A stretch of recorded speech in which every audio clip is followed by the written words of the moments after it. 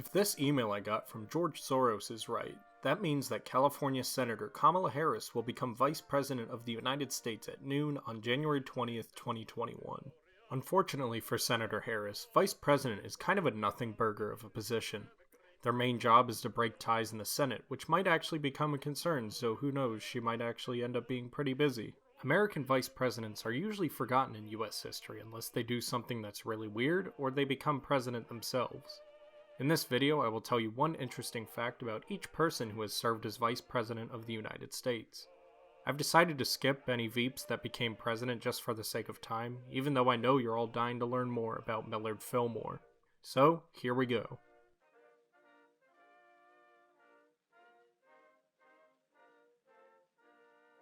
After killing Alexander Hamilton in a duel, Aaron Burr fled to stay with his friend and Revolutionary War General James Wilkinson. While in hiding, he and Wilkinson planned to seize New Orleans by force and invade Mexico in order to set up a Napoleonic empire there. Needless to say, the plan failed and Burr was convicted of treason in 1807. George Clinton served as governor of New York for nearly 21 years. This would be a record for longest service as a governor in the United States until 2015 when it was broken by Iowa Governor Terry Branstad. As governor of Massachusetts, Elbridge Gerry signed a law that created very weird-looking state Senate districts in order to increase the power of the Democratic-Republican Party. As a result, the term gerrymandering was created to describe the practice of specifically shaping districts to achieve a desired result. Despite being elected vice president in 1816, Daniel D. Tompkins failed to win his old position of governor of New York in the 1820 election. He ended up being renominated as vice president, so at least he kept some sort of job.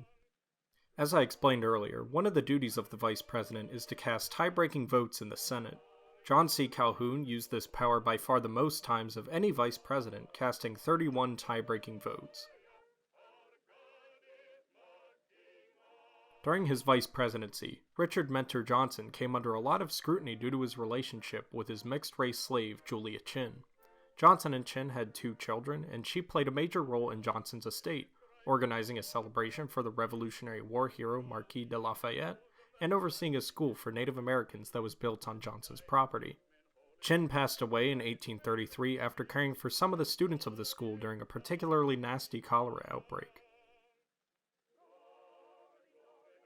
Vice President George M. Dallas has 2 cities named after him, Dallas, Oregon, and Dallas, Texas. This makes sense as Dallas was a major proponent of annexing Texas and the disputed Oregon Territory. He also proposed annexing Cuba, though this destiny was never manifested. William Rufus King was pretty badly ill by the time he was supposed to take office as vice president in March 1853. He was in Cuba at the time recovering, and on March 24, 1853, he became the first and so far only vice president to be inaugurated not on US soil. His Cuban vacay apparently didn't cure him, and he died about a month later on April 18, 1853. Also, he may have been in a gay relationship with James Buchanan, so that's pretty cool. John C. Breckinridge was our nation's youngest vice president, ascending to the office at 36 years of age. After service as vice president, he joined the Confederate Army during the Civil War and served as a general and later as the Confederate Secretary of War. Vice President Hamlin was a firm abolitionist and an early proponent of allowing free African Americans to join the military. Prior to his election as vice president, he served as the Republican governor of Maine, starting a long trend of Republican dominance in the state. Schuyler Colfax had served as Speaker of the House prior to his ascendance to the vice presidency, and his kind demeanor earned him the nickname Smiler Colfax. However, some, including President Grant, saw Colfax as a schemer, and he was dumped from the presidential ticket in 1872. At age 10, Vice President Henry Wilson was indentured as a farm laborer, and was only freed at the age of 21. As far as I can tell, he was the only Veep to be an indentured servant. In 1872, a disputed gubernatorial election nearly ripped apart the state of Louisiana. President Grant sent then-Congressman William A. Wheeler to resolve the situation. The compromise that resulted effectively ended post-Civil War Reconstruction in the state, and began the Republican Party's descent into obscurity there. While serving as a senator for Indiana in the aftermath of the Civil War, Thomas A. Hendricks was a vocal opponent of the 15th Amendment, which would give newly freed African Americans the right to vote.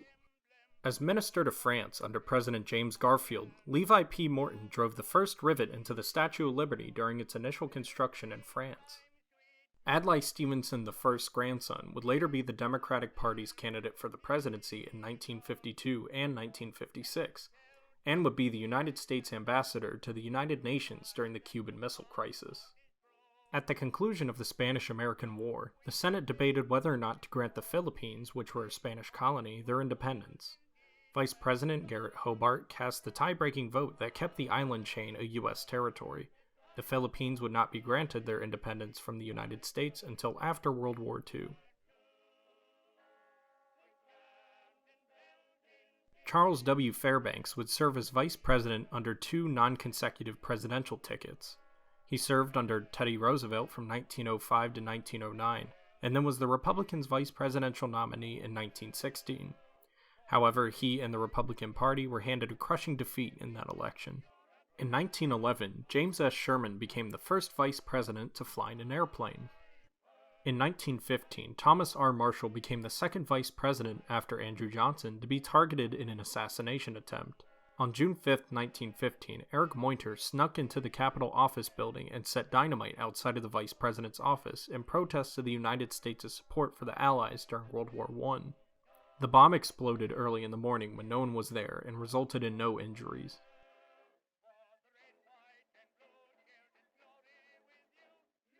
While in office as vice president in 1926, Charles G. Dawes earned the Nobel Peace Prize.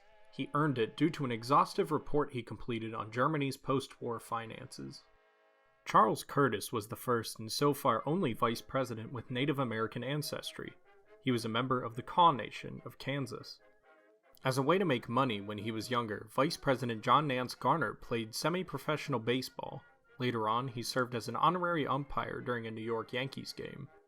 During the 1920s, Henry Wallace established close communications with Nicholas Roerich, a New Age religious figure. While he was agricultural secretary, Wallace gave Roerich an assignment in the Gobi Desert where he attempted to start a revolt alongside the region's Cossack riflemen against the Soviet Union. After this, he was pretty quickly relieved of his duty. Alban W. Barkley was the first vice president to be referred to as the Veep.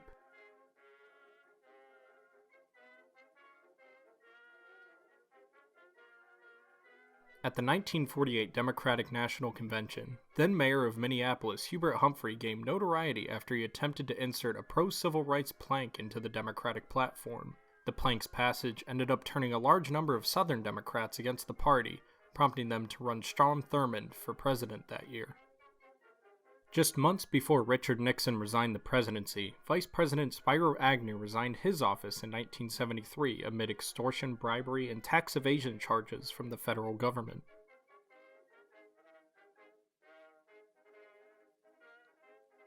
While Nelson Rockefeller was governor of New York in the early 1970s, a large prison riot occurred in Attica in upstate New York. The 1971 incident involved more than 1,000 prisoners and ended after 5 days when 500 New York State police stormed the prison.